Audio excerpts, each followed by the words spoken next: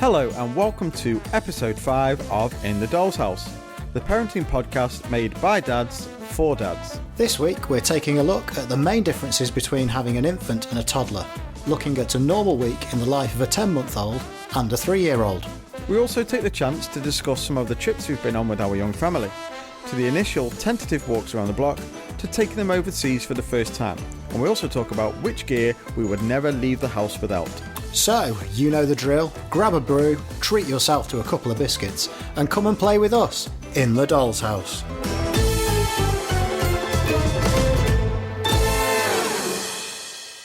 So, Chris, how's your week been? You had a busy week? Yeah, so it's a bit back to normal, back to working. Obviously, Eden's back to nursery. The standard kind of Sunday evening blues where she was like not really up for it and she was kicking up a fuss in the morning as well. So yeah, that was good. We've had a new bin for the kitchen, so that's always very exciting as an adult when you get a new bin. She's not been in it yet. Well, hopefully she won't be from now on because it's obviously been used since, but she might have been in the box. A box is always a great play opportunity. Exactly. So you spend so much money on the actual toy, they end up just getting inside of the box. So and she doesn't quite get just buying a bin. Yeah. Yeah, she'll be like Grouch, just sticking her head out of it every now and again. But then, if the neighbours walk past, you see the daughter pop her head out of the bin. Call social services. It's all right. She loves it. That doesn't help. It's just where we keep her. Yeah. Yeah, but I'm pretty tired today. So I played football last night for the first time in a long time, and when we were trying to get her ready for bed last night, she sort of, I say snuck off. I didn't really have the energy to chase after, but she sort of got out of bed whilst I was with her, and then she went down with her mum in our bed. And within about 30 to 45 seconds, she'd fallen asleep on our bed. Nice. So I thought, right, I can't really, I'll try and wake her up, but she's not having any of it. So hopefully I can go to football and she'll be in her own bed. But obviously I came back. So this was about 10 o'clock I come back because we played quite late. And she was literally spread-eagled over my side of the bed. I'm like, I'm not getting in there. So I ended up sleeping in her bed. Luckily she's out of the cot. I was going to say. I got stuck inside. Yeah, I couldn't get out. Shaking the bars. Down, I'm stuck inside again. I had a harmonica and I just kept dragging my flask against the bars as if I was stuck in a prison. So yeah, not much sleep last night. So yeah, pretty tired today. How about yourself? So how was your week? Positive week with yourself and your family? Yeah, it's been a good week. We've been on half term this week, so we've been visiting family and we've been on a couple of trips, which we'll chat a bit more about later on. There's been a lot of loading the car and unloading the car, which is always good. Trying to fit everything in to gaps that you just shouldn't be fitting things into, really. I mean, I'm not talking about my little girl. I'm talking more about the actual equipment and things that we're taking with us. But yeah. I think infants fit quite nicely under the passenger seat footwell. And it's amazing. She's slided. It's all the foot. But yeah, it's amazing how efficient you become as a father. Being able to take advantage of all the little nooks and crannies in the car. So if you're going to stay, I don't know, with your parents or whatever, so you might have an overnight stay or whatever, and you've got loads of gear. The amount of gear that you take away with is unbelievable. It's ridiculous. Being able to kind of just squeezing them in any kind of sort of any hole. I mean, the way I do it is way I do it is I sing the Tetris music as I'm doing it. And I think that helps in some way, shape or form. You're always waiting for the square one, but you end up get that L-shaped one and it's the wrong way. Oh, I know, and definitely something new. And when you're packing your own car, you do that to yourself because you choose which bits come in which order. You always pick the wrong ones. Yeah. Yeah, it's like Jenga, the whole thing falls apart. Yeah. I probably shouldn't be pulling on the wheel. Yeah. So yeah, that ties in quite nicely then. So I think what we were going to discuss then is now obviously our children are sort of getting old enough and that it's a lot less frightening for taking them outside into the wild world. So it's that case of, what can you do with your child and getting yourself out there for, keeping them entertained, keeping you kind of entertained and things like that. So what sort of trips have you been on with yourself and your partner and your daughter? So I know initially when we very first had her, so when she was really young, we looked at good places to go with a baby. And a lot of what we were reading was just do the things that you would normally do and take them with you. Like, I don't mean strap them onto your front whilst you're playing football or anything, but like, what happens if you're into skydiving? Well, yeah, I mean, what tells it?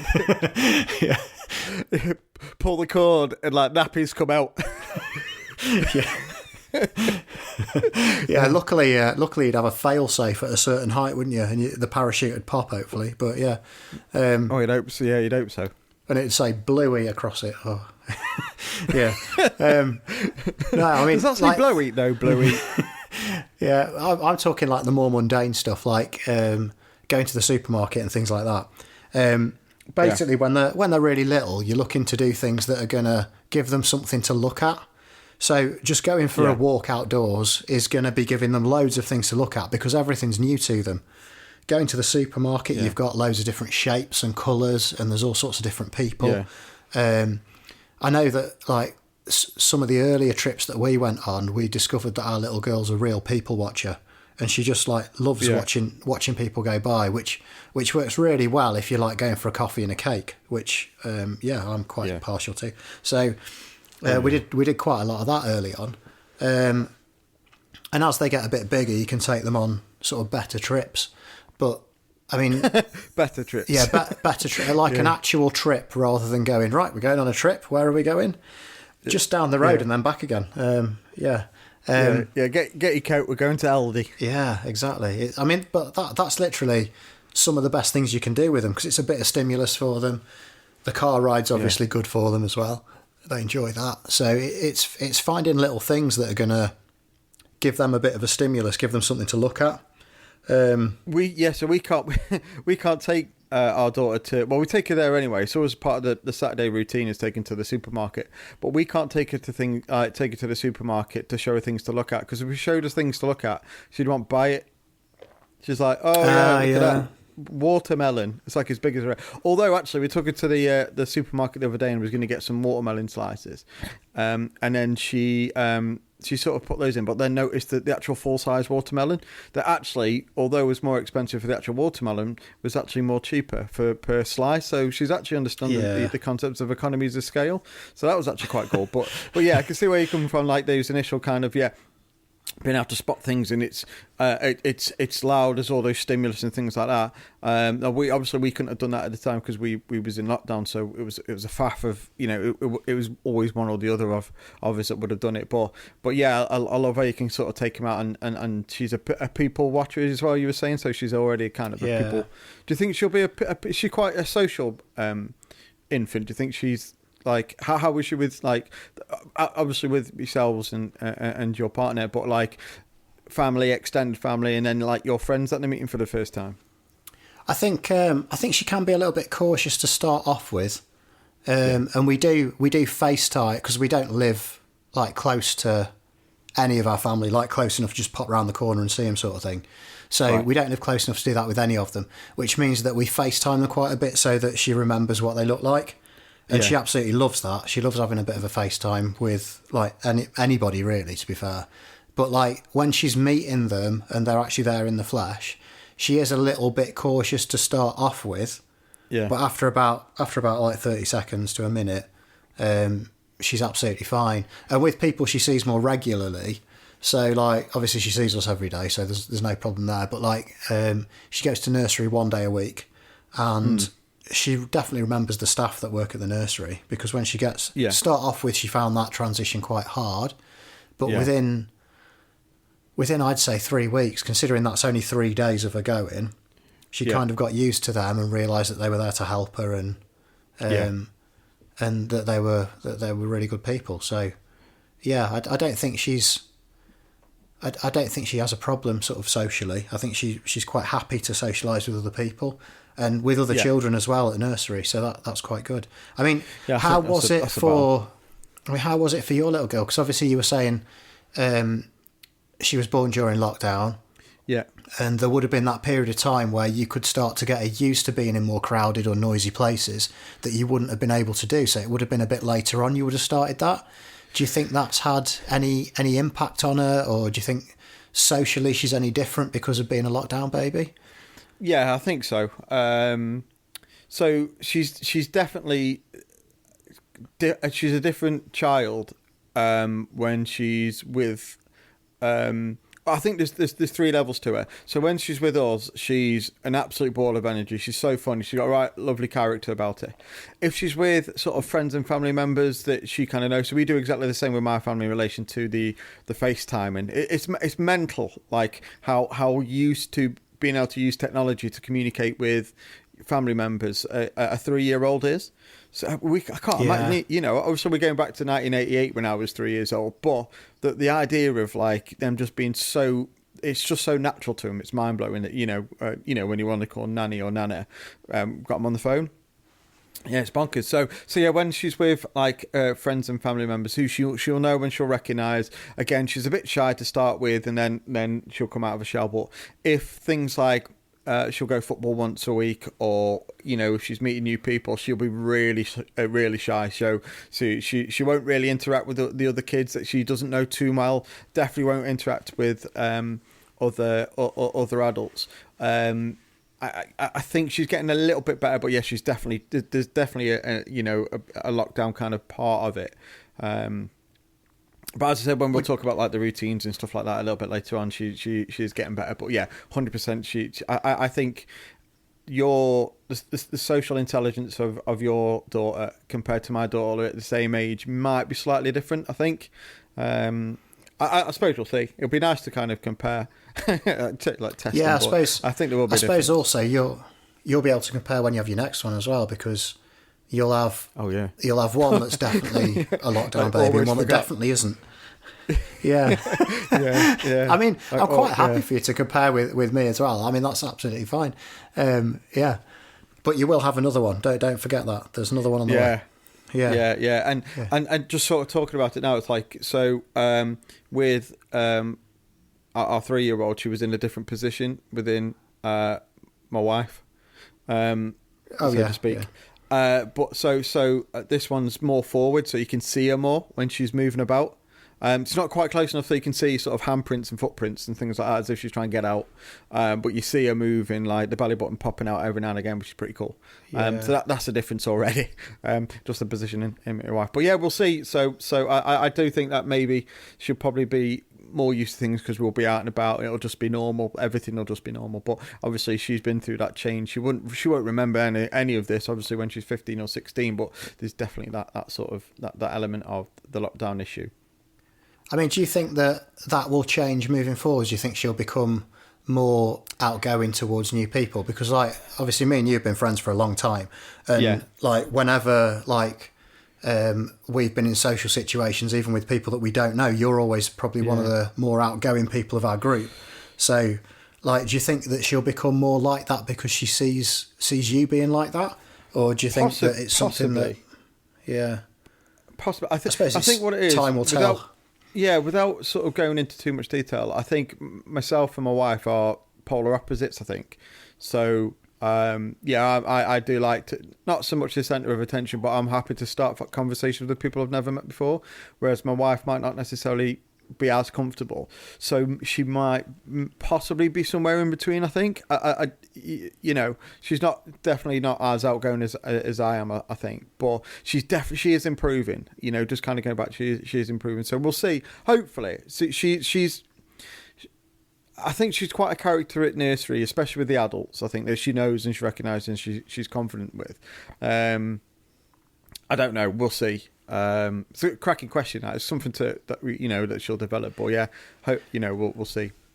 I suppose as well that'll get developed as she starts going to school as well. So that'll be something that comes along as she starts at school and as she moves through school and develops friendship groups and things like that.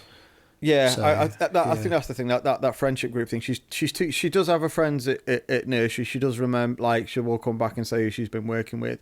And there's also a child, I think, who was in a previous group who's now of age to come up to the group with her every now and again, and she remembers her. So that's good. So yeah, it's just part of parenting. You're always going to worry on whether they're going to kind of fit in with their social group or not. But then saying that, now I'm sort of 38. I don't really have time for meeting new people.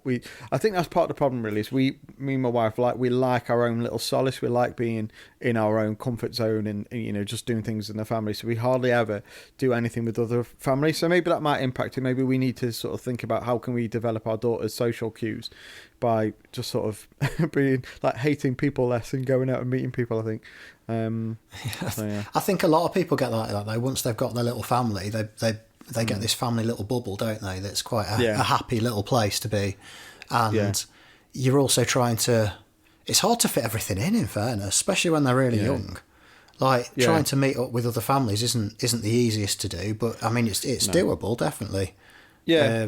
I think you have to pick a date, don't you, really? You have to sort of look in the calendar and say, I'm free next January for about half an hour on the first. This is it.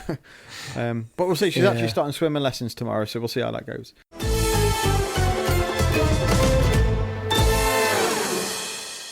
So talking about your little bubble then. So you've talked about going to your parents and maybe your partner's parents as well. But what sort of other trips have you been in with your bubble? Like where have you sort of taken your daughter out to, and where would you recommend? What kind of went well there?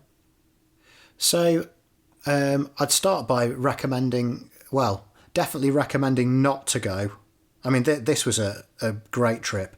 We went up to visit my partner's parents. This is when she was still quite young. And they live up towards Hull. So we went up that way. And whilst we were up there, we were like, well, it's not far to get to the beach from here. So we thought, we'll go to a little beach. We'll go like round the arcades and things like that to expose her to things that she'd not seen before and see a few new things. And also, it's just a nice day out, isn't it, to go to a bit of a beach. I mean, we picked a day that wasn't like dead warm or anything. It was, when we got there, it was actually quite cold because it was a bit windy as well. But we got there and we were like, this will be all right. So we walked up and down a little bit to see what was there. And then after we'd walked up and down, we went in the arcades a little bit, which was quite good. And then it got to the point of needing to feed her. So we decided we'll go and sit down on the beach to do that, and because we'd not been down onto the sand yet. Yeah. And everything was going quite well. So we'd got, the way we do it is we've got a milk that we make up as we go in, sort of thing. The formula, and we make it up when we were there. So we made it up. We put it in a little pot to cool it down a little bit, so that we were getting a bit of cold water around it. And we're like, this is going well, this is going all right so far. Apart from having to faff around and find everything was going okay. And then just as we got it made, we took the lid off the bottle, and then I stood up to go and get her. Sand fell off me and went all over the bottle. And it was like, we spent ages getting all that sorted. Luckily, we had loads of boiling water left over, so we just tipped it over the teat of the bottle and sterilised it that way. But it was just one of those things that it then went really windy and a bib was blowing in her face, and it was just a bit of a nightmare. And then, obviously, she wants to get her hands in the sand, and then she wants to put her hands in her mouth. And, that was a tough one. I mean, as far as good trips go, visiting family is always really good because family are always really happy to help out as well. So you get to family and straight away they're taking your daughter off you so that they can get a bit of time with her, which is great because then they're obviously socialising with the rest of their family and having that close bonding time with those as well. And at the same time, it means that you get a little bit of time where you're not having to think about all of the stuff at the same time as looking after your daughter. So you get a little bit of respite from trying to think of everything, organise everything at the same time as entertaining them, which is obviously really hard work, but it's something that's good fun. And if you work as a team together, the two of you, you can do it. It's just nice when you visit family because then you get that little bit of extra thinking time, I suppose. And time to prep things. It's weird, cause you almost forget how to have nothing going on at that there isn't first time where going on. It's almost like I can't really think of an example, but it's always like TV shows or something, or you see like when someone might put some headphones in and you don't hear what they're listening to, that it just goes into silence. So as soon as you hand your child over to the grandparents or something, it's like straight. It's like just calm Yeah. and really serene. It's like, oh my God, I can think for myself. What do I want? I think I might have a cup of tea. I remember actually, it's- like thinking back when she was quite young and we were getting people coming around and visiting and things like that. Your brother actually came around to visit and with his partner. Oh God! And they came around. They were sat on the sofa, and your brother's partner was like, "Oh, I'll have a hold." So she held her, and she fell asleep on her straight away, and she stayed on her for like 2 hours. Oh God! And it was like, we'll see in a minute. like, We're going upstairs. Yeah. We're just gonna do some cleaning and tidying through there, and we'll stick the telly on for you. Yeah, no, but yeah. But the problem is though, if my brother's partner was looking after your daughter, who was looking after my brother? I mean, there was who's that. left the back door open? I mean, to be fair, he was quite entertained by the cat, so all was good. Yeah. To be fair, I was thinking because my brother knows that we do this pod, doesn't he? And he was saying like, "Oh, do you want people on who definitely aren't having children?" I was like, "Oh, you can do. I suppose have a look at that perspective." But yeah, he has furry children, doesn't he? He has plenty of animals. Yeah. I mean, as far as good trips go, though, like we've not been able to go abroad on holiday yet. We've just applied for a passport actually for her. So, in fact, you helped us with that, didn't you? So we've just applied for a passport. And we're hoping to go probably in the summer now to go away somewhere on a plane or a boat, or well, probably not a boat. My partner cannot stand boats, so somewhere on a plane to a different country. But we did do a holiday in this country at Centre Parks. Yeah. Which and we took the Nottingham one. We took my parents. Or... Yeah, we went to the Nottingham one, which is close by. Okay. We took my parents along, which was really helpful, and it meant that we got a bit of time to go into the spa together and things like that, as in the aqua sauna bit, not the spa shop. The spa shop, So we got a little bit of time to go and do that together, but it was just a really nice trip, and we found that our little girl really enjoyed the outdoors during that trip. So, going from where you stay in to where everything happens in Centre Parks is always a little bit of a trek, but she was fascinated. Like she was either in a carrier or she was in her pushchair most of the time. If we were going out somewhere, and she was just fascinated, looking up at all the trees and looking at like the squirrels everywhere, isn't there? So looking at squirrels, and all the different things that you have when you're in nature. And I mean, we take her on little walks and things quite often, and we've done that today when we've been over to my parents today, and we've been for a walk there. And earlier on in the week we were up in Hull, and I took her for a bit of a walk there as well. And I mean there's a lot of nice trips that you can go on. I think the Centre Parks trip would have been hard without having my parents, because at the time the car we had wasn't big enough to fit all of the stuff in that we needed to take. And going abroad is going to be interesting, because obviously we can't take as much stuff as we would if we were going away somewhere in the UK. So that might be quite an interesting one to see how different that is. So how old was your daughter when you went to Centre Parks? Oh God, when would that have been? That's really hard to think, actually. She must have been about 5 months or so, I reckon. So that's it was during it's during a half-term break. It probably would have been 5 months. Yeah, probably about 5 months. And she was great. She really enjoyed it. And my parents got used to looking after her as well, which was useful because, like, if they ever come up and we need them to look after her for any reason, like if they're filling in for a day that we can't get her into nursery to look after her, it meant that they'd had that time to actually have a bit of a practice with her, I suppose. Had your daughter had much experience of sleeping outside of her own cot then? Had she slept around sort of grandparents and stuff? So obviously going up to Hull, she would have obviously stayed over, but was that maybe for one night? So was that the first time where she may have, had more than one night that were outside of her normal bed? And if so, how did that go? I mean, yes, it was. But the way we set it up was we've got a bit of a strange setup actually for her sleeping with in her next to me crib. Right. We weren't going to get a lot of use out of the lie flat bit of the travel system, like the pram bit of the travel system. Right. And because she rolls around a lot in her sleep, we were like, right, well, let's put that inside an ectomy cot, and she can sleep inside that pram bit of her pram. Because otherwise it was going to be one of those things that we'd had as part of a set that just didn't get used. And we thought that was quite a good way to do it. Also, it was really comfortable for her. So whenever we go away, we've taken that with us and used that as the thing that she's sleeping in on top of whatever we end up putting her in, whether it's in like a travel cot or if it's on a bed sort of in between us or something like that.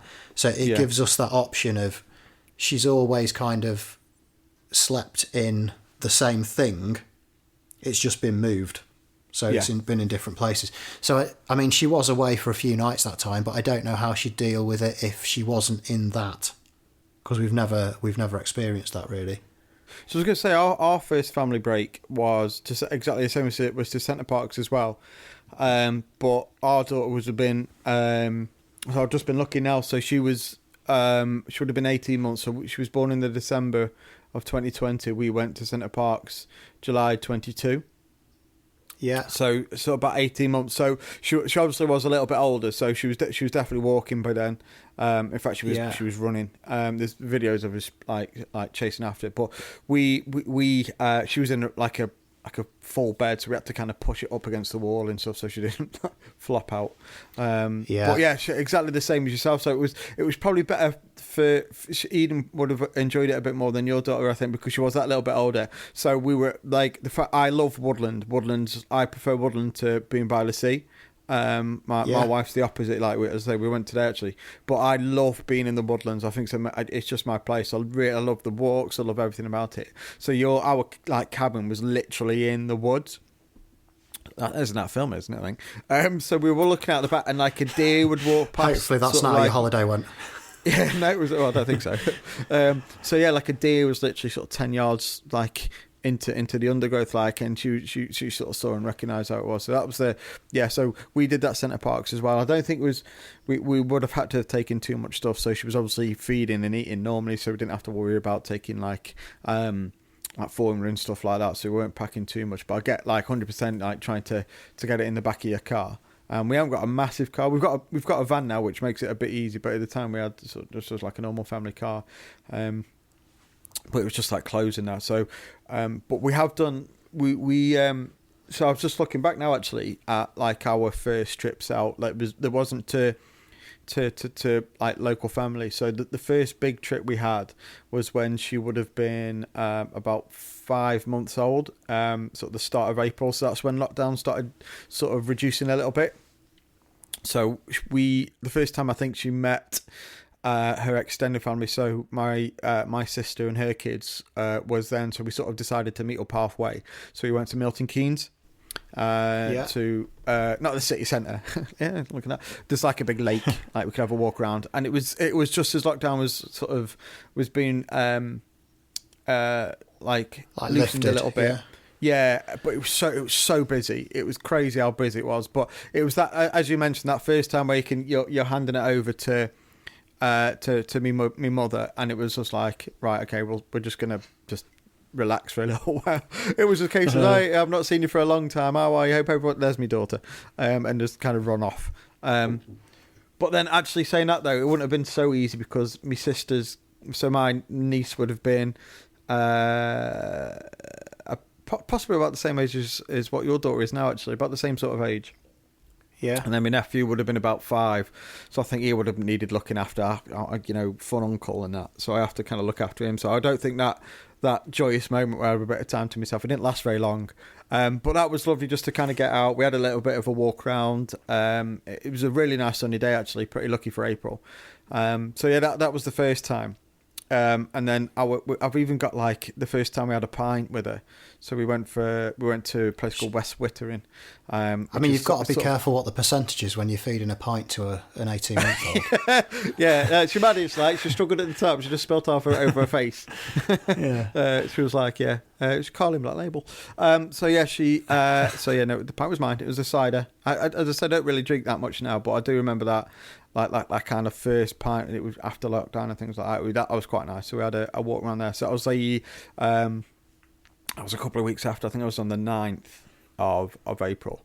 And then we had our first indoor meal. It was quite a long time after that. So I think I was so you could still go out, but you'd have to eat outside. So you had to in outdoor spaces, outside. Yeah, exactly. So the first time we were allowed inside was the middle of May. So it was about 6 months then. So it was quite a slow process for us to actually get her out and actually do things as a family, other than your archetypal taking her for walks and places like that. We did that quite a lot. But that first kind of experience of being in a restaurant and there's other people around and kind of dealing with the loud noises, which I think she did all right, to be fair, from what I can remember. Just looking back at, as I say, pictures of it. But yeah, we had to wait quite a long time before we could do something that we now consider normal. Yeah, that was hard for everybody, wasn't it? Yeah, whether they had kids or not. Yeah. Mm. But yeah, so those sort of things. So like today, it's a lot easier. We just kind of as I say, we've got this van. We've been down to Hailing Island today, and she had a bit of a walk around and you took the dog and stuff. So yeah, luckily that isn't a sandy beach. It's like a rocky beach, so it wasn't bloody sand everywhere, but it was pretty wet. And we went to Fun Island. Fun Island, nice. Yeah. Does it do what it says on the tin? There was no fun about it. Oh, okay. Yeah, it was just one of those like seaside resorts, but yeah. So we want to do that a bit more. We want to try and go out. So I took, as I think I discussed last week, we went out for a walk in the woods. So we do that. But as I said, that nice little trip to the seaside is quite nice. We're going to try and do that a little bit more. Take advantage of the van, the extra bit of space that we've got. Take the dog for a walk, and then we can sit in the van for a bit. We've got it's all sort of kitted out with seats and stuff inside. Take quite a bed. Up. Yeah, exactly. So, and at one point, I do want to go take Eden out for an overnight stay somewhere, just me and her in the van. But as I say, we need to sort our bed out. The bed's broken, but yeah, we have done that. We have done the camping trips. So we've been. About 3 or 4 times last summer, we were able to go out, and the same with anything now. That got gradually better and gradually easier. So when she got more used to it, so she sort of sleeps in the cabin. So we put like a sleeping sort of. It's like a semi already inflated sort of mat thing. Put that across the front seats and then put stuff in the footwell so she doesn't fall out, and she kind of sleeps in there.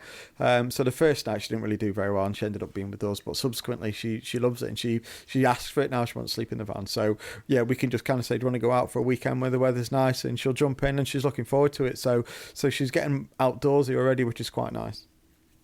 That's a really positive thing. So I mean, I grew up being really outdoorsy. Yeah. And spending a lot of time outside, and it's just really good for you. Makes you feel good. You get loads of fresh air, and yeah, it's a really good thing. One thing I'd be interested to know though, we've been talking about camping, and I've got a lot of camping gear, so it's something that we could do. How easy is it to keep things clean and sterile that need to be kept clean and sterile when you're camping? So, as I said, it was easier for us because there wasn't that as much of a necessity to keep everything. Well, obviously we don't want her to get ill, but we because as I said, she would have been 2.5 by the time we were doing this. So it wasn't the same concern. I'd have reservations about taking her maybe when she was younger, but because we've got the van and the facilities in some of the campsites are unbelievable. Like they're really, really good. So you have got that option. You've got the boiling water. I think making the formula might be a bit of a pain, but we had to go through this when we went to Lanzarote with her last year. So I think it's going to be complicated. It is going to be something that you'll think about all the time, but I don't think that sort of thing should stop you from doing it. I think the actual experience that you'll take away for you can see around getting, making sure things are sterile and you'll work things out, but you can't let that be the thing that's going to stop you from doing it, because it's such a good experience. And I know you'll be amazing at it. I know obviously yourself and your partner, like you'll be really, really good at it, and you'll have such a good time, and you'll have all the gear as well. So yeah, I think it's something that you need to think about. It'll be harder for you, your guys, than it was for us, because our daughter was obviously a little bit older. And at that point, she Yeah. can eat what she wants, and if she gets ill, she gets ill. It's good for you. It's fine. Yeah, Go play with the- I think so. With the van, have you got like a fridge and stuff in there, or you could put one in there if you wanted to? We're not going to go. So we've got an icebox. So it's a real basic kind of setup. We want to try and do it over a period of time because it's so expensive to do. What we'd love to have like a full sort of fridge set up and things like that. But we've just got an icebox, and that keeps everything like chilled or frozen for sort of 3 days. So we're never going to be camping any longer than that. And if we do, we just like refuel. But we've got so we've got the van, but then we've got like a big sort of tent awning next to it. So it's like a little compartment they have outside. Yeah, so we so don't have a if fridge we or went, anything it'd like be that. tent camping. Yeah. Yeah. We don't have any of that. Again, that would be something that you might need to look at. Maybe get a small like battery powered one or something like that, or what have you for your Yeah. setup. I think possibly. But as I said, it was easier for us because we could just pack a normal human food or dog food. She'd eat both. Yeah, chuck her a dog biscuit, keep her Get out happy. of his Yeah. bowl. Get out of his bowl. Yeah, we take the dog with us as well. Like so.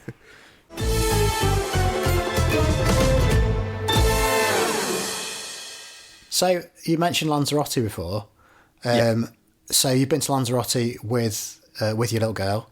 How was that? Like, I suppose for me, the biggest concern isn't the actual going away and getting on a plane and things.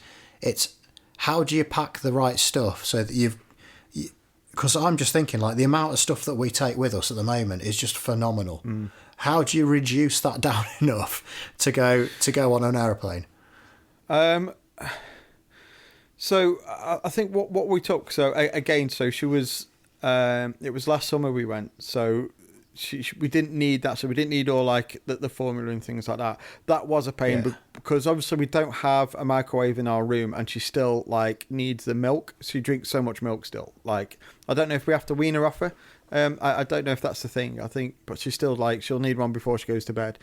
And obviously you can't pack that with you. You can't take like your microwave with you. So we were boiling the kettle with the bottle inside, with the milk inside of the bottle, sort of thing.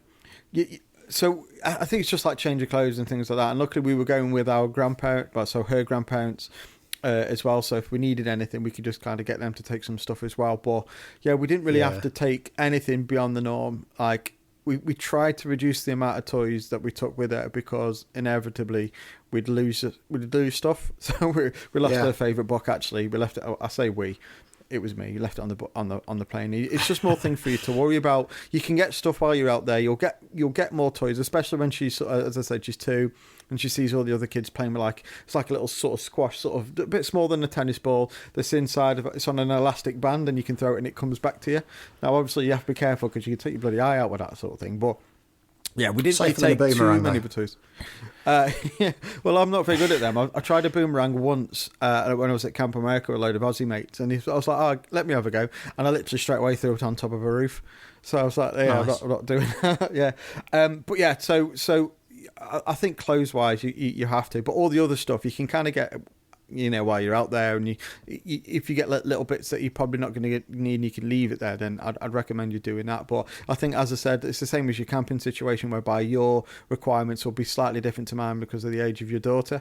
So there'll be certain things that you might have to take. So we've just swapped over the pram that we've got because the one that we had before was far too bulky for us to be able to take. So we had to use a kind of a basic kind of little or elder one that we had as well. So that's something that we had to take. So we've had to change that over. Sort of things like clothes and stuff, that's relatively easy. But yeah, that pram pushchair thing was the biggest thing that we had to take because she's a lazy little sod. I think one of the main things you mentioned now for us is the formula, because obviously we can't use any old formula. We've got to use prescribed formula. So we'd have to take enough with us to last us for the period of time that's out there. And if you get stopped by airport security with that amount of white powder in your suitcase, you might be in a bit of trouble. Yeah, you should probably not put it in packages and strap it onto your body. Yeah. But formula, that, also the other side of that is that, the formula isn't light either, is it? Like when you buy the packs of formula, it's actually quite heavy. So, I mean, it's probably got the same street value as cocaine as well. Yeah, well, it probably has actually. Yeah, with it being the lactose-free stuff. Yeah. Yeah, it's not cheap stuff to buy. Yeah. So would you have to get like I don't know, like a doctor's note or like a prescription with you to be able to take that overseas, or as proof? Or Well, we have a recurring prescription for it anyway, and we basically just phone the pharmacy when we need more, and then they make sure they've got it in for when we need it. Right. But I don't know what the score is. I think we'd have to look into it, because we can obviously only take a certain amount with us. And if we're for any reason delayed in coming back, then we'd need to have what we needed to have. So we'd have to find some way of getting that for her. I mean, luckily she is on some solids as well, so we could probably get away with that for a few days. But up until then, like milk is their sort of main nutritional sort of meal, isn't it, each day? Yeah. So we just have to bear that in mind. We've actually got we're going to the same place in August. So our newborn will be 3 months, I think, 3 month old. Oh, that's brave. Yeah, brave. But so when we first discussed whether we're going to go again, we were thought, well, she's going to cry a lot, and you won't get much sleep and things like that, and you'll be tired. And I was just thought, well, we'll do all that here. At least I could do it when there's a swimming pool. It's quite sunny or whatever. So yeah, that'll be interesting. And I think that's part of the reason why, hopefully, our eldest will be a bit more sociable, so she can go in. There's like a little kids club. She might be able to go in there. Or if she's swimming, she doesn't need to have both of us there. So if she's got swimming lessons, but obviously not going to let her go on her own. Yeah. But yeah, so I'll all those questions you've just asked, I'll let you know when it's like, don't do it, do not do it. It's so difficult. So 4 hours on the plane is the big one. That'll be interesting. Because obviously if we were ever thinking about going back to Dubai, that's 7 hours, and we've been on a flight with kids for 7 hours, and other people's other passengers' kids, and it was horrible. It was a nightmare. They were kicking off, so we don't want to go through that. But yeah, it'll be interesting. So when's it you're planning on going on holiday? Or where were you thinking as well? Well, we've not really discussed it that far, but we've decided that we don't want to be on a long flight. So we were saying sort of like 3.5, 4 hours maximum for the flight element of it, because of thinking about like feeds and things like that. So making sure that we can do all of that, because you'd have to have everything ready for that, and you'd have to have it in your bag and stuff. But it's just working out the logistics, isn't it? Really. Yeah. I mean, I think they'll be quite accommodating on the flight, won't they? Being able to boil water and things like that. They let our kids, they let our daughter walk through bloody business class, and she's coming back with biscuits and stuff. I was like, oh, what you got there? So yeah, I'm sure they'd like boil the water for you and whatnot. Yeah. The biggest thing I'd say watch out for is obviously the fact that the sun. Like that's the biggest thing I worry over, is making sure that she doesn't get sunburnt, and also she isn't in the sun too long. She fell asleep like pretty much instantly one day, and she was asleep for a good 3 hours. It must have been 3 hours. She was asleep for, and obviously the sun keeps moving, so you have to it's like a time lapse of this bloody sun lounger moving around like as a child in it.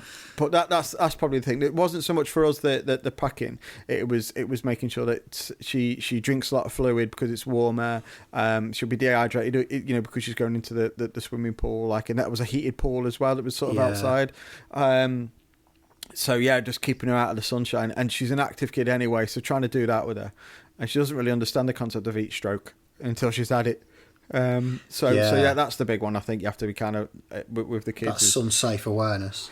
Yeah, exactly. Yeah, I mean when our little girl was born, it was April last year, and there was a couple of heat waves over that summer, and. Yeah, that was interesting, just even being at home trying to deal with that, because it was just so warm. And you couldn't keep the house cool enough almost, and you're constantly thinking, well, I don't want it to overheat, even if she's indoors. So you just got to be careful with it. But I mean, I think she'd love going on holiday, because she loves being in a swimming pool, so she'd enjoy doing that. She loves people watching, like I say, so she'd really enjoy that.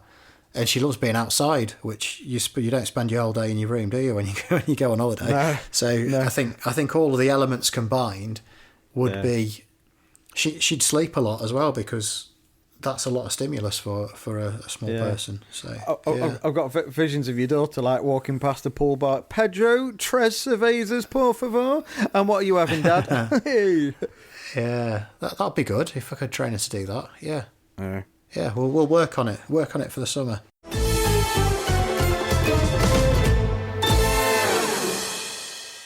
I was going to say, though, there was one other trip that we went on in the UK that was actually really good, that got recommended from, I think it was a group that we were in. And someone said, go to an aquarium. Because there's obviously a lot of colours, there's a lot of movement, and there's a lot of things to see. So that's what we did. We went to an aquarium. And the only thing that would have made it better was if I remembered to take the carrier. Because trying to take her around just by carrying her, because you couldn't take pushchairs around. So you either had to carry your child or have them in a carrier. And a front-facing carrier would have been so helpful to have had when we were there. But she was just fascinated by everything that was there, because it was obviously there's loads of people around, but also all the bright colours and the different fish. She especially loved it when we went through one of them water tunnels. Well, I was going to say, the sort of dome over your top of your head, like, And there was turtles like swimming over the top and sharks swimming over the top of her, and she just didn't know where to look. She was just fascinated by the whole thing. So I'd recommend with it. I mean, we went there when she was quite young still. I'd recommend definitely going somewhere like that with a younger child, because it's got everything they want sort of as a stimulus. Yeah, it's there. I mean, obviously, go to a good one. Don't just go to a bloke's house with a goldfish. But go to one that's got a bit of variety. Well, so Eden's grandparents, they had like goldfish. So she'd been looking after them, but one got massive and then it was on its side. What's up with that one? It's sleeping. But yeah, I wish we'd done that aquarium. We've taken her to, I think she might have been to a zoo. But yeah, that aquarium would have been amazing, because it's like those, the sensory kind with the like with the bubbles and places like that you see with all the lights. Yeah. It's exactly like that, isn't it? Really.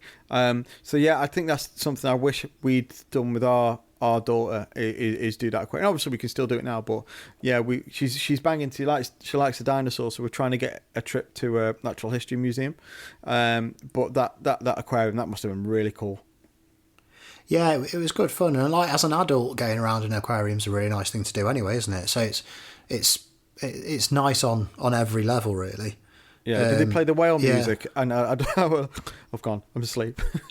I think she fell asleep partway around, actually.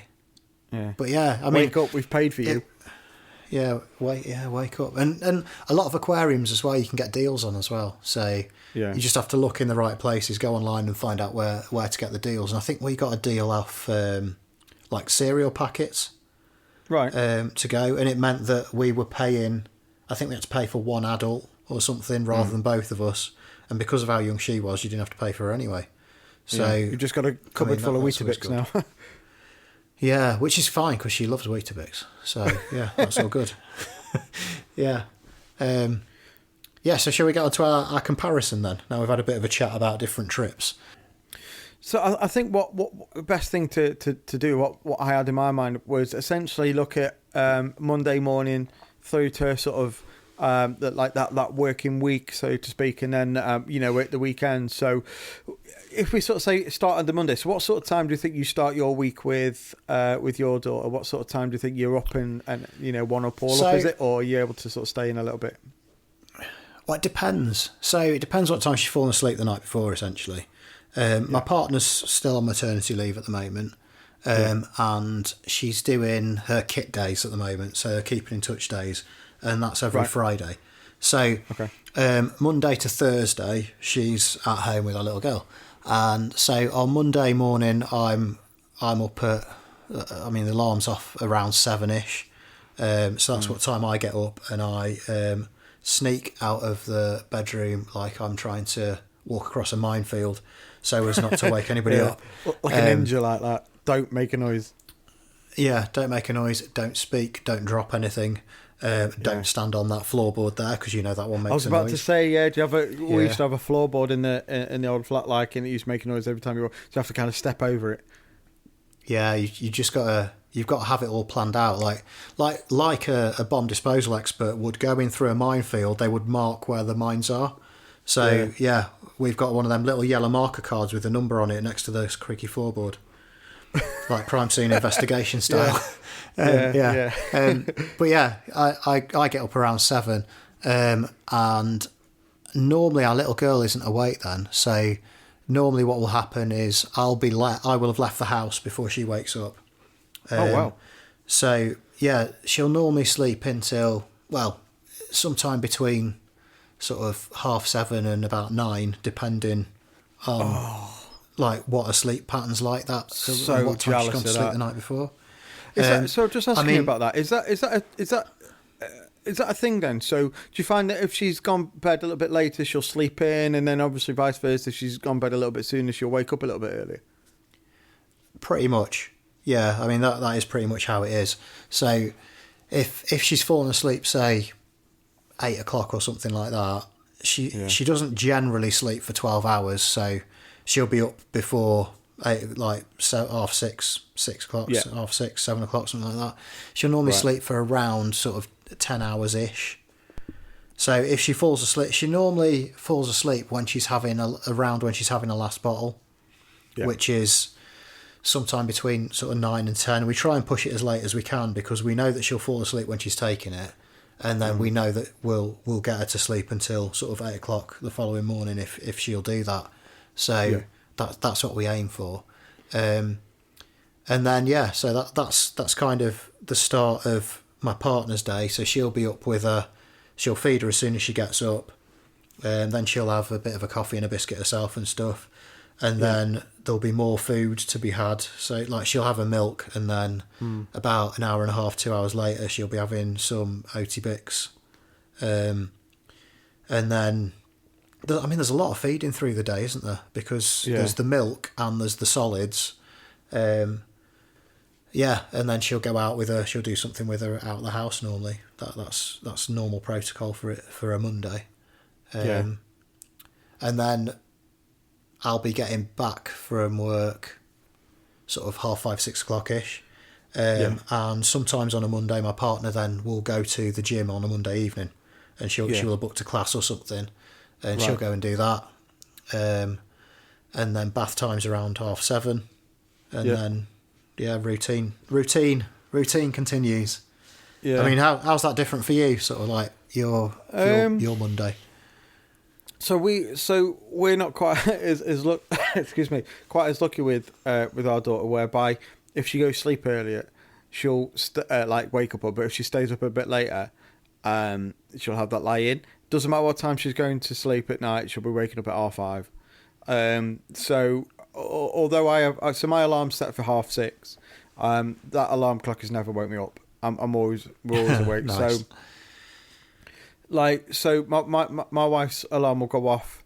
I don't know if she's changed it recently. It's gone off about 5:45, but I think it takes her quite a long time to kind of get up. So she's a deeper sleeper than I am. So she'll set the alarm for about 5:45, and sometimes our daughter is awake, and she'll come down straight to us. So she won't kind of stay up in her room. She'll come down and depending on what sort of face she's got on, we is whether or not we can deal with it. So she'll come in with us, and we'll stick.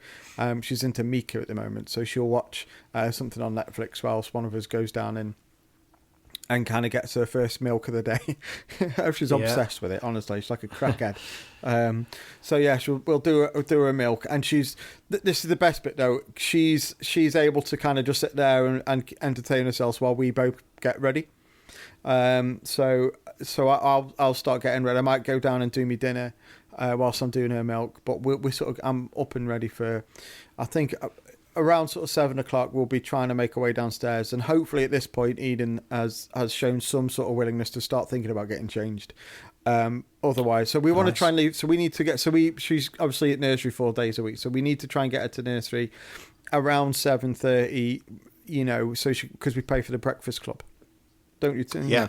I was just trying to think of that film from the 80s and what the song wasn't, but it left me as soon as I thought about it. But anyway, so we'll come down and we'll still kind of go around, and she's quite good at wanting, so she'll give her to something to eat. So that's normally the thing that kind of swaps her mindset, is when we sort of give her a little bit of toast with something on it. And she'll sit, and then she'll be happy to kind of get changed and things like that. So she will sometimes kick up a stink. She doesn't necessarily always want. She's a bit like a teenager. She doesn't necessarily always want to go to nursery, but by the time we're sort of just about to go, she'll leave it to the very last minute, and then she'll cooperate. So we'll be leaving the house at about 7:30. So between myself and my wife, we will alternate who kind of takes her in, depending on whether I've got a lesson first thing or whether she might have a meeting, or she'll have to go in. I think every Wednesday she goes in because she wants to do a bit more work before. Yeah. So if we say, so I'll drop our daughter off at about, say, 7:30, and then I sort of fly into work. I'll be in work for maybe 8:30-ish, depending on traffic. So she'll then be in nursery until around about 5 o'clock-ish. So I don't finish work until 4:15, and then it takes me about, as I say, once I've messed around, it'll be about an hour, about 5 o'clock by the time I get back. So invariably it'll be my wife who's gone and picked her up. And then you'll get like a breakdown of the day, how she been. She'll usually have a evening meal at the nursery, but she's going through a bit of a growth spurt at the moment, so she'll end up probably eating something with us anyway. So we always try to aim to have maybe our evening meal while she's still awake, if we can. Before our daughter arrived, we were late eaters. We wouldn't be having our tea till about 9 o'clock. But yeah, since she's been around, we tried to do it a little bit sooner. If she's having a bath, then we want to try and start the wind down about 6:30, to aim to try and get her into bed for around about 7:30. But I think we're being optimistic then. Like tonight, she likes beach. She'll get her pens out, and she won't want to put them away until she's used all of them. And then what she doesn't do, she doesn't use one and put the lid on. She'll pile up her pens in one area, and then the lid's on another area, and then we've got to kind of put them back together in the right order. So it's a whole routine. And then we'll get her into bed, as I say, around 7:30, and then we'll read her 3 books. She'll drink her milk again, and then lights out, and we'll go again. Battle will recommence in about 12 to 14 hours. So it's a long old hog, and obviously now it's trickier at the weekends because she's not having that afternoon nap. Yeah, so I suppose we have naps that appear. Yeah. Well, I mean, we have our little girl will nap during the daytime. It depends how much stimulus she's had to how long those naps are, or even how frequent those naps are. But what she has got good at recently is we've got a little play mat that she can sit on. And as long as we put a little bit of a cushion behind her in case she decides to just throw herself backwards, as she does every now and then, then we can surround her with some of her toys. She'd make a good scuba diver. She's dropping in off the back of the boat. But as long as she's facing the right way, or she's just lying on the back of the bottom of a boat. But that can give us a bit more time to get a few bits done. And now she's eating a few more solids. It means that whatever we have, we can give her a little bit of that as well. So those sorts of things reduce the amount of time that you're having to spend doing specific things for your daughter, and instead you're able to then get through your routine a little bit quicker. I think because your routine's constantly changing though as they grow, you've just got to bear that in mind, haven't you? And you've just got to understand that some days it's going to take a long time to get through something that took very little time to get through the previous day. It just depends on... We're doing exactly the same as we did yesterday. You're doing it, you enjoyed it. Why are you kicking off now? Why are you running around with no clothes on and asking me to be the Gruffalo? Like, please, can you get ready? I mean, luckily we're not at that point yet, but yeah. It does get a hell of a lot easier when you can. It is bad parenting, but we have to, because obviously we both work full time. We wouldn't be able to. We're not in a position where one of us gets ready and then whilst the other one looks after our daughter, and then vice versa. We can't do that. We have to kind of, but we're lucky that she is quite an independent young lady actually. So we kind of, as I say, she'll happily look after herself. She might come down and sort of do her pens or whatever. But yeah, we can happily get on. We can have our shower routine, and that's really, really helpful. Especially now, obviously we're both back at work. Being able to kind of have that opportunity where she can like we don't kind of just let her fend for herself. Right, the kitchen's downstairs, everything's there if you need it. If you want a bowl of cereal, help yourself. It's none of that. It's like, okay, what do you want, and we'll get it. And then that allows us to kind of get ready. It's a bit of a mad rush. We've got quite a small kitchen anyway, and it invariably ends up being 2 adults, a kid, and a dog, all vying for the same space. Like, poor dog, he's the last one who gets looked after, but he makes the most noise. So it's like, come on, and we'll feed him as well. And then Eden will start feeding out of a bowl. It's like, no, get off. She doesn't really, but don't feed me daughter dog food. Yeah, but I suppose it's just about getting that routine, isn't it, and getting used to that routine. And our routine is very similar. Well, through the week, apart from my partner will go to different places during the days, or she might meet up with some of her friends from different little baby groups that she's part of. And that will be different. But then the main day for us that's different is the Friday, because she goes to nursery on a Friday. But it's very much like your day there. Yeah. In that she's dropped off around 7:30, 7:45, and she's at nursery. And what we do have is, when she's at nursery, they have a little app that updates us on literally everything that she's doing. So we'll know when she's had a nap, when she's had her food, how much food she's had, and that side of things. And my partner drops her off in the morning, and I pick her up in the evening. That's the routine that we've got. So she's there full day then? Full day, yeah. So she's there until, we pay for her to be there until 5:30, because you don't always know exactly what time you're going to be able to get away from work. I normally pick her up around 5 o'clock-ish by the time I've got there. But yeah, we put her in for Fridays for a whole day, and I think that she's getting a lot of benefit from it, to be honest.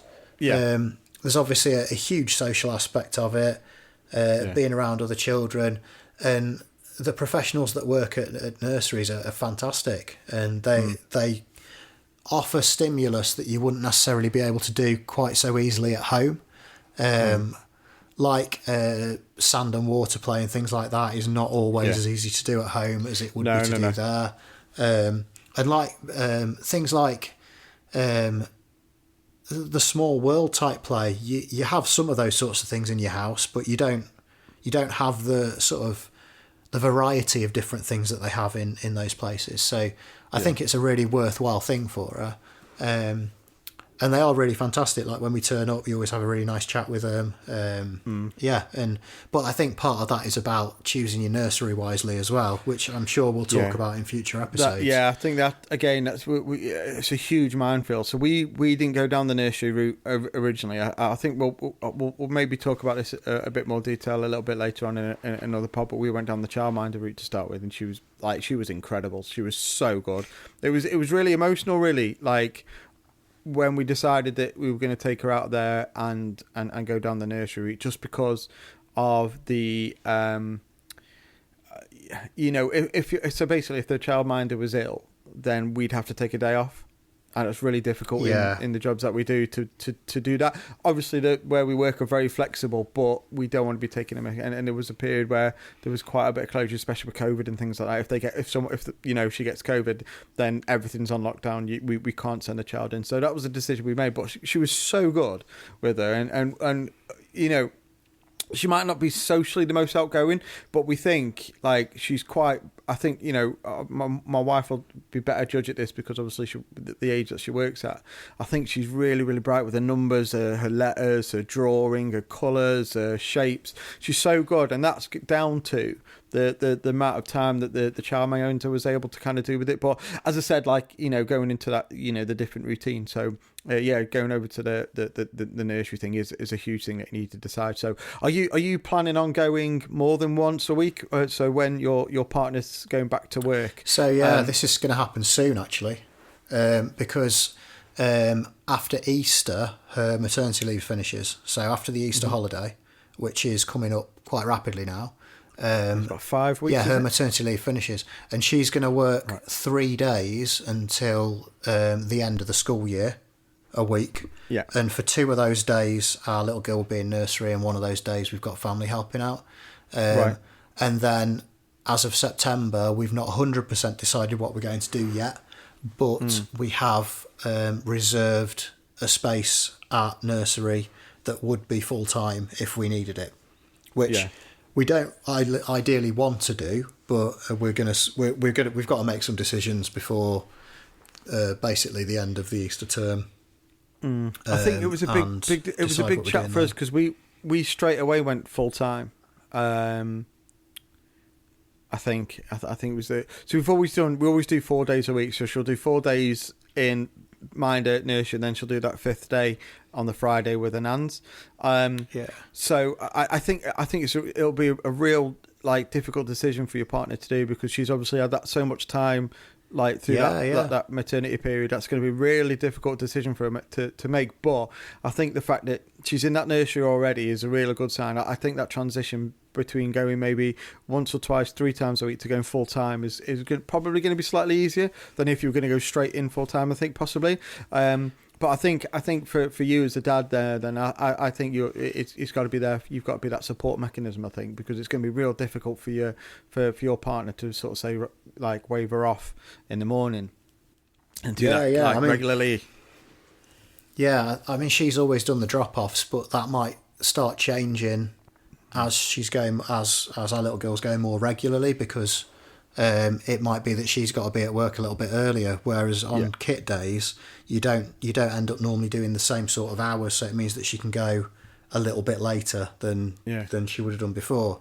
But it's a conversation that we've got to have over sort of the next half term and decide possibly what's going to be happening when we get as far as September away, which is obviously planning in advance. But the one thing that is a positive, though, is that we're really, really happy with the nursery that she's at. They're fantastic. So that's a really good thing. But I do think that we should pick back up on this in another pod, because choosing a nursery or a childminder, because I know other people that have used childminders as well, is such a huge thing. Yeah. And there's some key things to look for as well that I think, because we both work in education, I think sometimes you're a bit better placed to understand certain things about picking a nursery, and what you should look for, and maybe things that might be a little bit of a concern when you're looking around. I can definitely vouch for the fact that reviews and ratings aren't necessarily a clear indicator of how good a feeling you're going to get for that when you go for a tour round. So we'll talk about that a little bit later.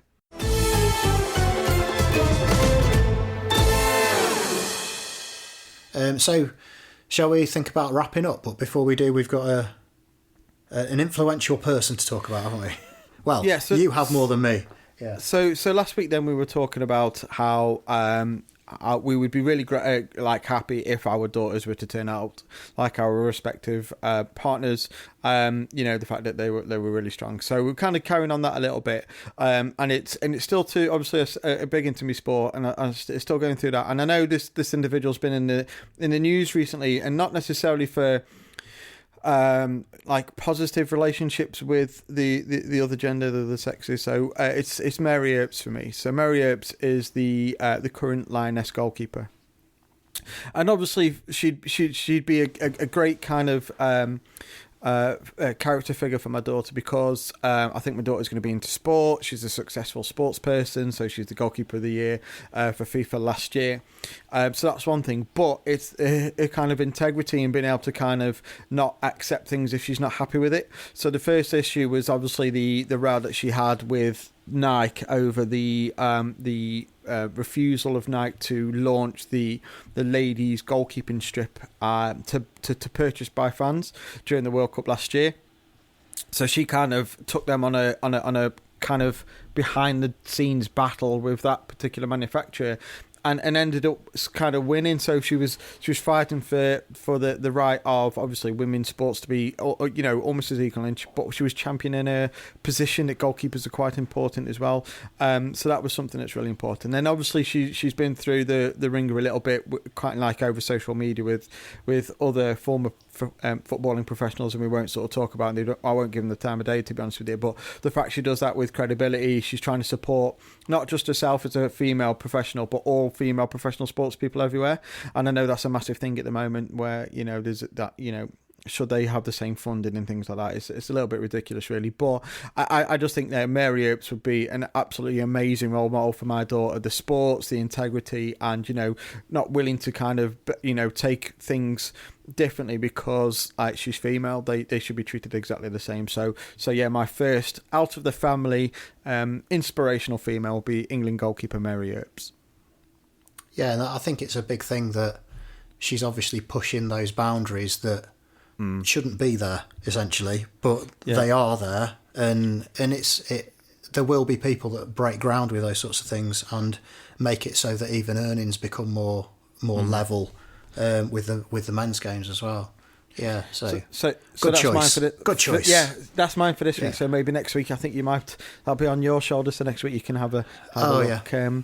So yeah, episode 5 of in the Doll's House, we've talked about you know, what sort of days out we've been able to do with our respective daughters. We've also had a look at what you have to go through kind of going overseas and things like that. So maybe we'll discuss that in more detail come sort of May when I go August when we take my daughter to Lanzarote. And we've also had a quick comparison between a sort of 10-month-old and a 3-month-old in relation to their kind of day-to-day and week to week routine. So I think we've covered loads. It's a long one, this one again, but I think this has been really cool. Yeah, it's been a long one, but it needed to be fair. We've gone off down a few little rabbit holes in different directions, but we've also highlighted a few things that we'll come back to in future episodes. So that's really good. So don't forget to check out the socials. In the Doll's House Pod with underscores between each word. Keep having a look back on there for any information that we might be posting, or we might be posting little videos and reels about like what we've been up to with our little girls as well. So keep having a look there. Now we sort of know what we're doing with them reels. Yeah, we'll try and post them on. Yeah. Do you want to wrap it up then, Chris? Yeah, so thanks so much for listening to the pod, and hopefully we'll see you a little bit later on next week in the Doll's House.